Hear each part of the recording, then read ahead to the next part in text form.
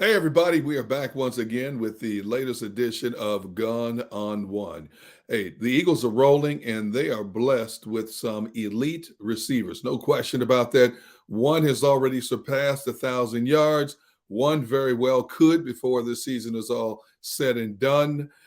On this particular Gun on One, I'm going to bring somebody on who knows a thing or two about exceeding 1,000 yards receiving, and he has been associated with the Philadelphia Eagles since the early 1980s. He is former Eagle and current Eagles radio analyst Mike Quick. We're getting ready to chop it up on this edition of Gun on One.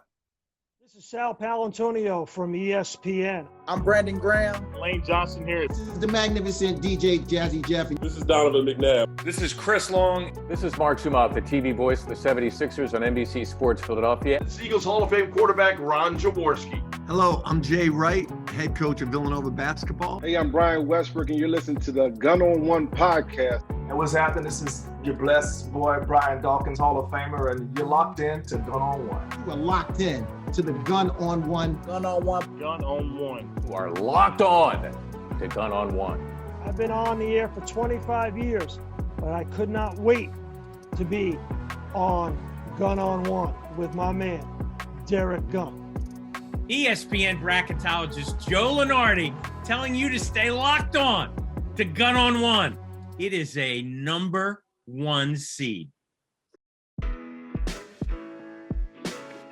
All right, we are back with this week's edition of Gun on One, and without further ado, coming into the studio is my man.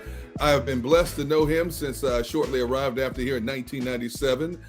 Eagles legend, both as a player and a radio analyst, Mike Quick.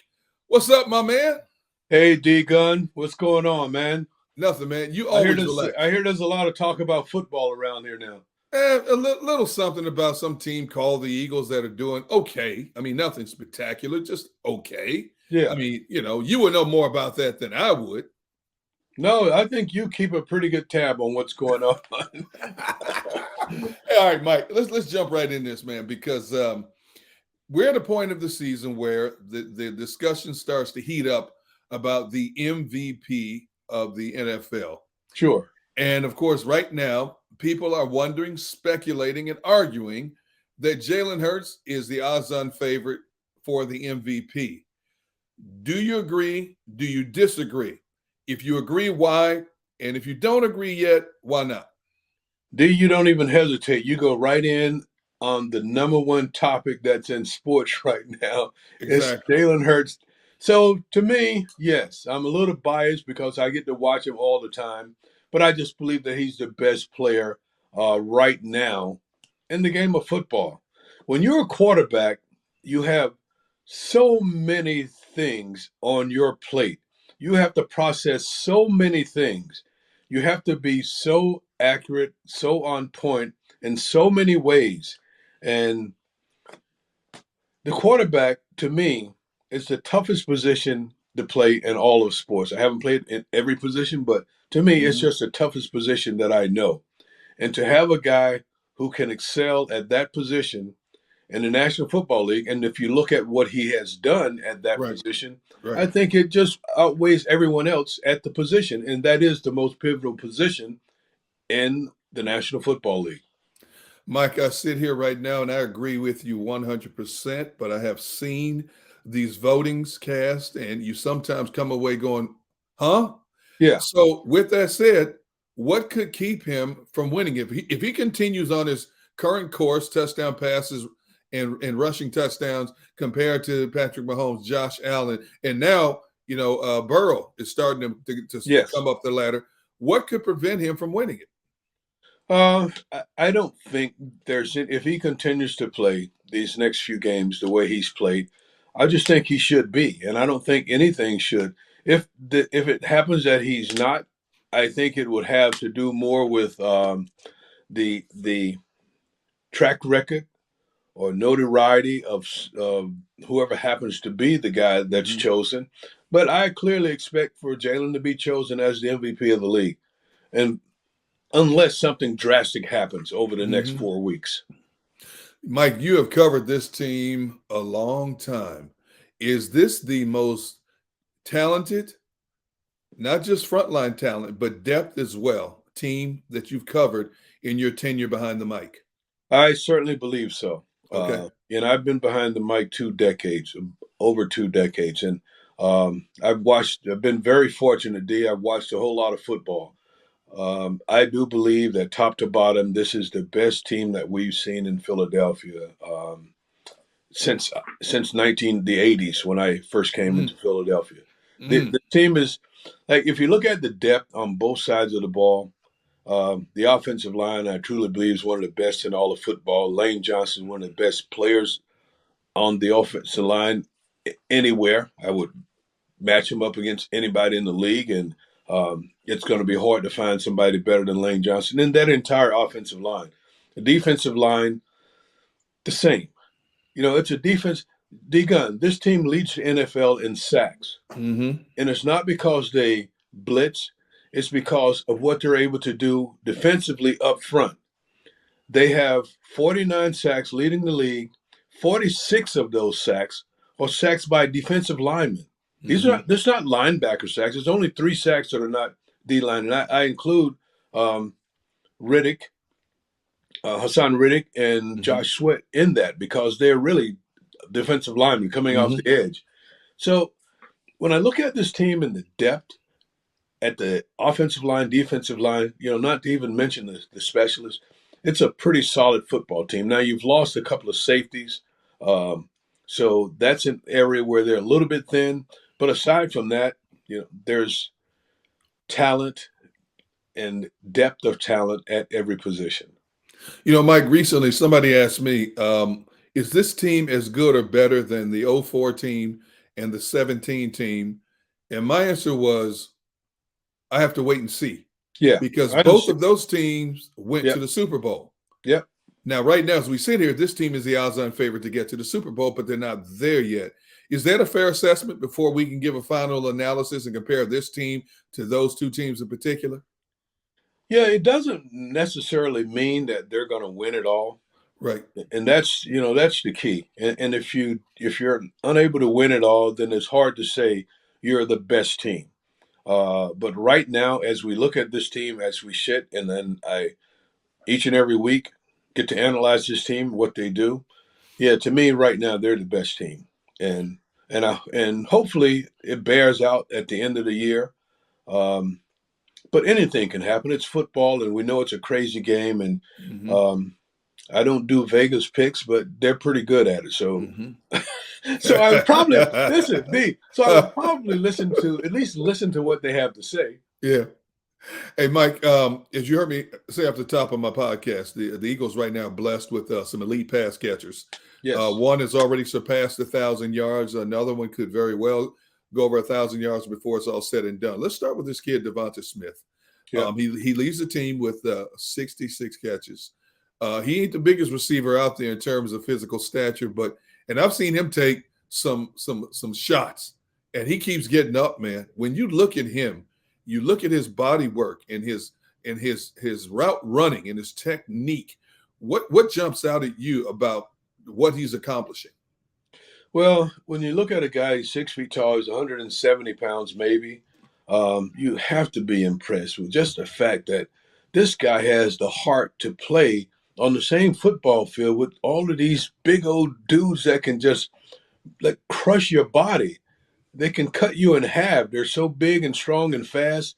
And he's 170 pounds. He's 6 feet tall, but he has the heart of a lion. Yeah. You know, the guy, you're right, D-Gun. He gets knocked down. Doesn't seem to faze him. Sometimes he's got to get up and grab his helmet from the side and straighten it up. And, you know, the guy but he's tough enough to take it. And sometimes I'm afraid for him, but I think the kid is outstanding. Great hands, great route runner, and he's sleek. He's very sleek, and it's hard. Now, if he sees the hit coming, he's not going to take a hard hit. Right. But at the same time, if you remember the play where he scored a touchdown on against the Giants, he's got a safety coming out of the middle of the field, Julian Love. And Julian Love has an angle to take a kill shot on him if he wants to. It's one of those plays that, you know, back in the 80s, that he would have ended up in the hospital. He wouldn't have made it back on the team plane or the team bus. But Love went for the interception, didn't go for the hit. He scores a touchdown because he's fearless. You always know that safety's coming out of the middle. If I'm running that route, I know exactly where that safety is and that he's coming out of the middle.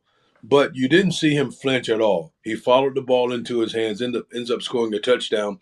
Where many people in that situation, D, they're too concerned about that safety and getting their heads knocked off, and they don't concentrate on that ball. I look at A.J. Brown, who has 65 catches and 102 targets. Has he been better than you even thought he could have been? I mean, we knew his credentials coming here. Yeah. But has he been even better than what you were anticipating?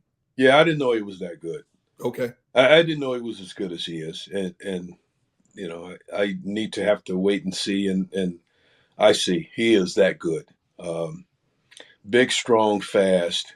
You know, he can run through contact. A lot of guys. So Devontae Smith, we talked about him. So if he's having to bang into people, yep, he's a guy that you can throw off course. So when you play press coverage, you got to get your hands on him. And if you don't get your hands on him, and because he's so quick, he'll get around you, get by you. You can get your hands on A.J. Brown, and you still, many times, are not going to affect his route and affect what he wants to do. Even in the route, sometimes he's banging. You're going to bang from time to time within the route. He's really good at keeping his balance through contact, making plays in tight windows and tight stuff. And he, too, very tough. These guys are tough. Like, it really starts here for both of those guys, that they're tough right here. And then they have the smarts to play the game. Mike, compare your era to the era of the receivers you see now. The game has changed so much in terms of what defenders can do against wide receivers. Would you have thrived even more so had you been able to play in this era? I would like to think so. I don't know, but I would certainly like to think so, because you have a lot more leeway now to play wide receiver and run around and not so concerned about, you know, the hits where like a Wes Hopkins or Ronnie Lott back in the day, Andre Waters, the guys who didn't mind like trying to make sure that you didn't play the next play because they wanted to inflict pain.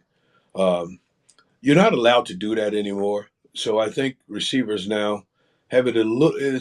I think it's a little more convenient, comfortable to run around in the secondary now, not so concerned about those hits that may alter your life. Okay. All right. You were just talking about the defense a moment ago. And of course, now this defense leads the NFL in quarterback sacks. They have 4 players with at least 8 sacks on this team. Overall, they are ranked number 2. They are first against the pass, 7th in points allowed, 1st in sacks, 1st in takeaways. Are they as good as what they produced, or there's some who are arguing they're a product of the schedule they've been playing? How do you respond to that? Well, I mean, they can't change the schedule, D. Right. I agree. They can't change the schedule. They can just play the teams that, like, okay, Chicago's next. Chicago hasn't won a game in 6 weeks, or 3, however long it's been. But they can't change the schedule. All they can do is play the teams that they can play, that are on their schedule. They're going to have a challenge in the following week against Dallas, and that'll be fun. Especially now with the talk that's coming out of Dallas that made national news today with their linebacker. So, you know, Mike Parsons wants to talk, and, you know, these guys, I like their approach. Every one of them that were able, or they don't want the microphone in their face, but every one of them that had the microphone in their face, they said, we're playing Chicago this week. And I love that. I love that they're taking that approach. This defense has been so good in so many areas, and yet there's so many people that still want Jonathan Gannon run out of town. Why do you think everybody's so hard on Jonathan Gannon? I don't know. Well, everybody, you know, has their own opinions about how things should be done. Sure. Be it because, for whatever reason, you have that opinion. All of us have opinions on the way we think things should be done. I look at the the league now and the way it's structured. I remember 2 years ago when the Rams were the best defense in football. They were the number one defense. Right. And they ran almost the same exact defense that the Eagles are running right now. They were the number one defense in football.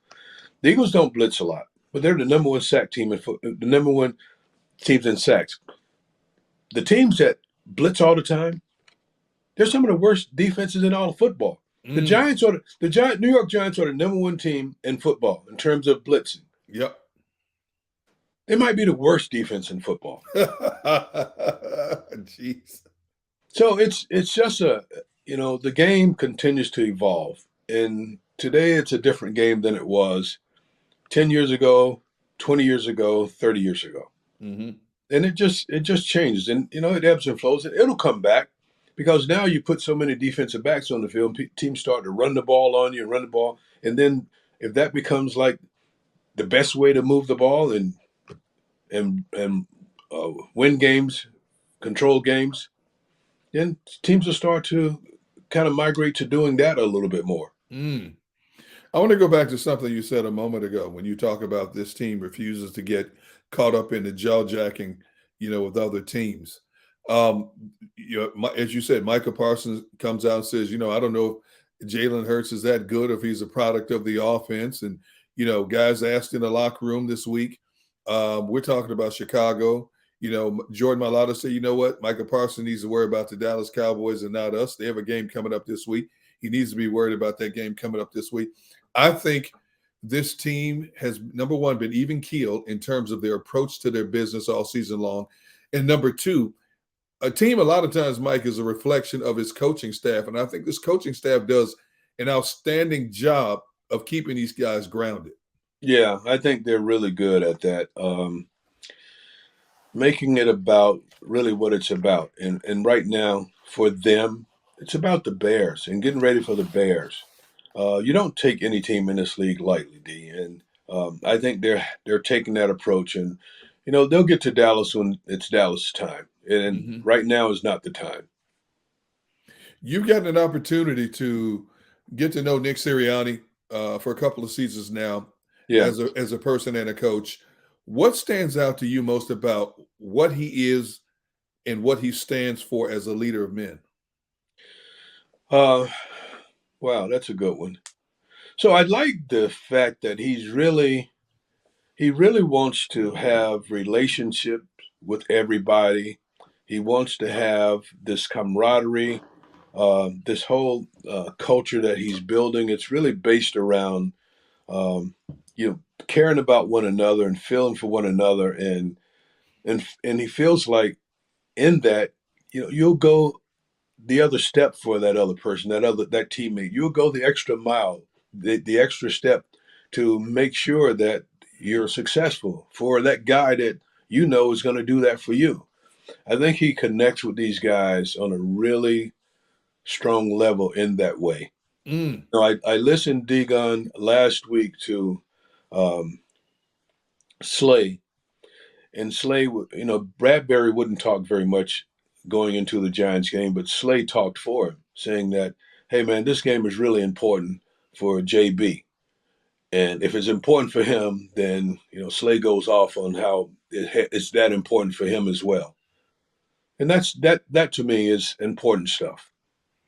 Yeah, I look at this organization, Mike, for a long time. And compared to a lot of teams out there, you don't have players in a locker room that embarrass the organization with outside antics, whether it's DUIs, domestic problems, and things like that. Why do you think the Eagles have been so good at not just finding quality players, but character guys? I mean, that's a hard combination to find when you're talking about football players. I've just been impressed consistently how they've been able to do that. Well, Howie Roseman, he's got a big staff of people over there. There are a lot of professionals in that building that specialize in the details. And the Eagles are a great organization in many ways. And one certainly is the fact that they understand the importance of these investments that they're making in these young men. Right. And so they'll go and do the extra work to find as much information as they need to find to feel comfortable that these young men are going to fit into what they want to do, not only in terms of a football team, but in terms of the culture that they're trying to build. And that to me is really important. And you're seeing that. Hey, when you look at the Eagles recently, they've scored 40, 35, and 48 points in their last 3 games. Yeah. They really haven't had to sweat anything out since that Colts game when they won at 17-16. Yep. They do a lot of things so effortlessly, and even when it's jagged, they can flip the script at any given moment and turn it on and just put it in second gear. Is that a good thing or a bad thing in terms of them not really being challenged, over a series of games, especially when bigger games are coming up? How do you perceive that? Oh, well, I think they're all hard. I think all the games are hard. I do. So, yeah, they can make it look easy sometimes. Yeah. Yeah, they can. But I don't think you can ever go into a game, thinking that, we got this. Because that's when, I mentioned this the other day, the Eagles have lost 1 game.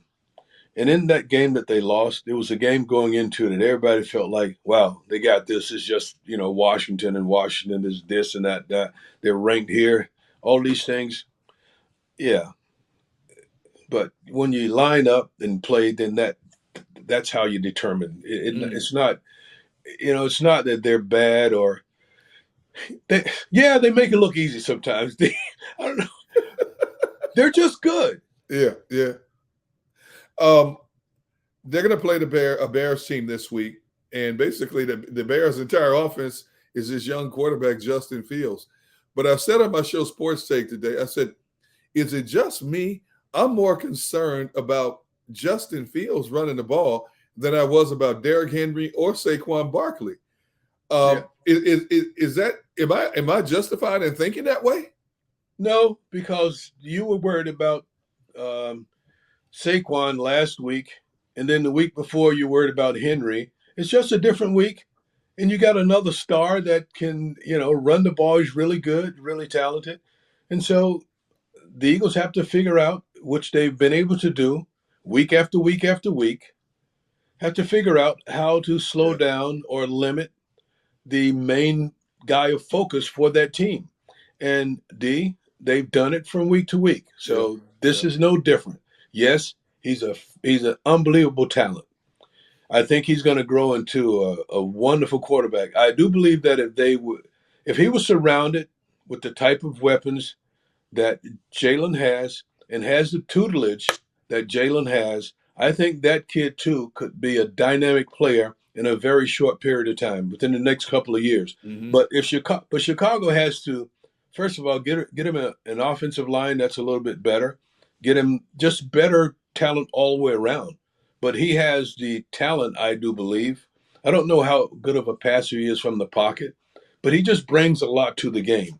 And he is kind of what the NFL seems to be migrating to. When you look at the Patrick Holmes, when you look at the Josh Rosen, when you look at, all of these different guys who are dynamic that you have to worry about. Even Daniel Jones. Yeah. Daniel Jones will run the RPO stuff. He can also run, outside of the structure of a play, and they have called quarterback runs for him. So I just think this kid Fields can, in the right situation, be a really good quarterback in this league. This Bears team is on a 6-game losing streak. Do you expect this to be an interesting game, or will it be a ho-hum type game just like that Giants game was, considering how devoid of talent the Bears are on both sides of the football? I'm going into this game thinking that it's going to be a really good football game and expecting both teams to be really prepared, well prepared. And then as the game plays out, then I take it from there. But I'm just that way. I don't feel like I've always I just think so. I still get nervous about games, and I still look at teams and I look at where they're strong. Right. And until the Eagles come out and they take away their strengths and start to impose their will, that's when I'll get comfortable with it. I can't get comfortable with it until then.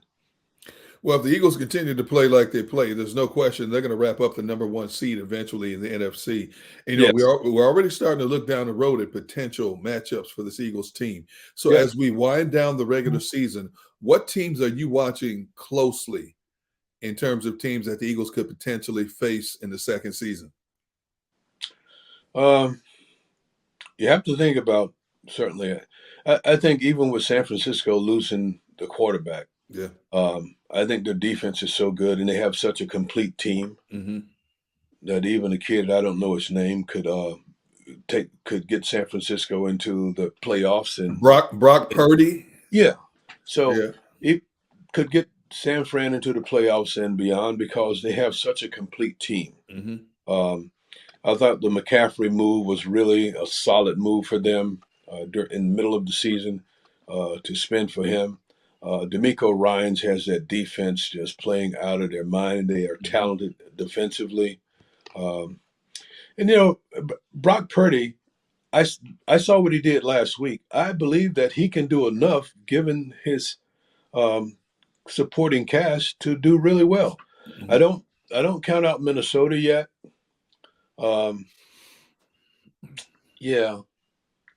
I still don't count them out yet. And then Dallas. Dallas is a really good football team. So when I look at the NFC, there's still a lot of good talent. And the Eagles still have to prove themselves when they get to and hopefully, get into the playoffs. Then you're going to, you're wherever you're weak, it's exposed in the playoffs. And so that's what we'll see then. I was, I want to talk about you a little bit. And I looked up your records, your stats, and in 9 years, you never averaged less than 15 yards a catch in 9 seasons. Yeah. What were your best attributes as a receiver when you played? I was scared. You played scared?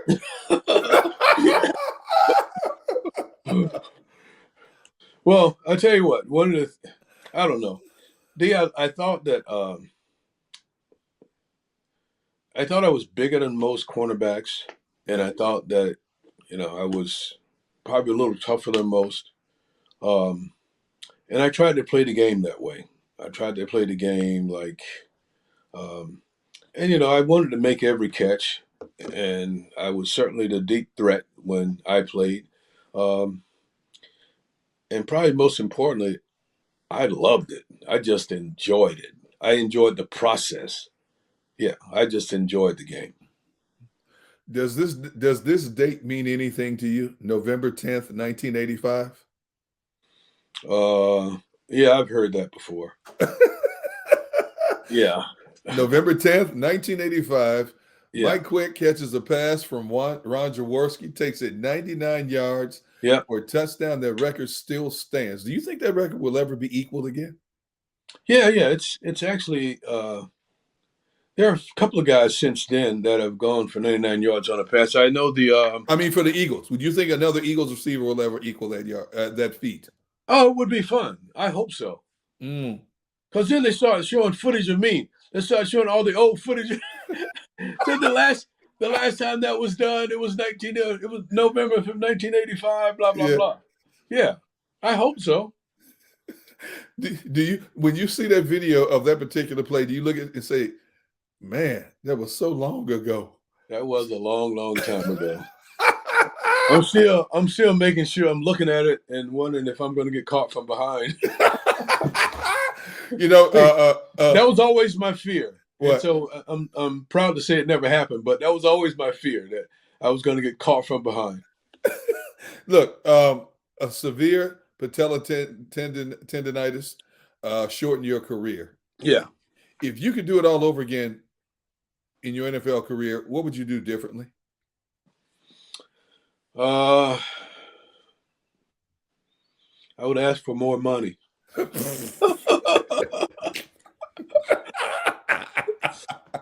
Would you have gotten it?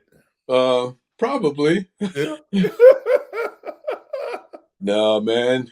The Gunn, I'm very fortunate and blessed that I got to live my dream. And the NFL owes me nothing. I had a blast. Let's say football was not in your life. Yeah. College, pro. What would Mike Quick have been doing if he didn't play football and if he wasn't behind the mic talking about football? I have no idea. Really? I have no idea. Listen, I couldn't think this far. I couldn't even imagine like my life and how it's gone and what I've accomplished to this point. And I have no idea what direction I would have gone in if not for football. I was a pretty good basketball player. I was a sports guy, D. So I grew up in a house with a bunch of older brothers, and they played sports, and I played sports, and that's all I wanted to do. And I lived my dream. There was no plan B in case football never worked out? I was just living, man. You know, something, you know, I'm sure I would have gone into something, banking or who knows. I have a son in banking now, and he seems to love it. Seems to be doing really well with it. I have no idea, though. I would have had to get a job, though.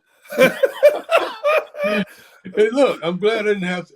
I never really had to get a real job. So I'm very fortunate there. Yeah. Well, you know, I went from playing and went into business for myself, and then football called me back, and I started doing a little bit of television, and then the radio thing happened, and, you know, it's been a good ride, D.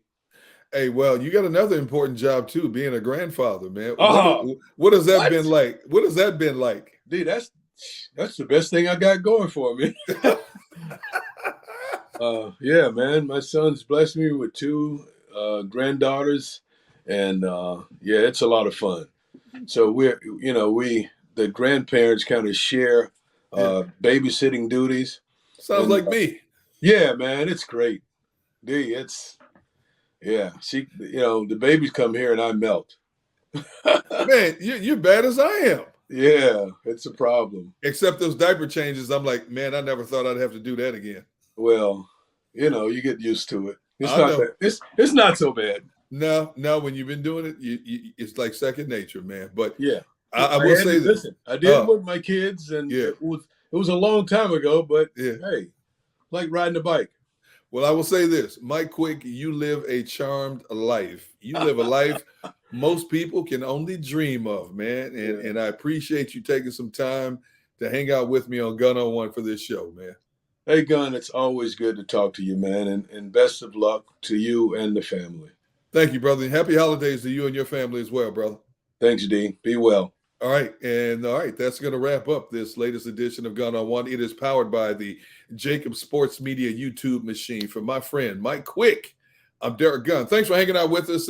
We'll come back again next week with another guest. And as we part, as I always do, hey, everybody stay blessed out there. But more importantly, be a blessing to each and every person you encounter. Until next time, we out of here.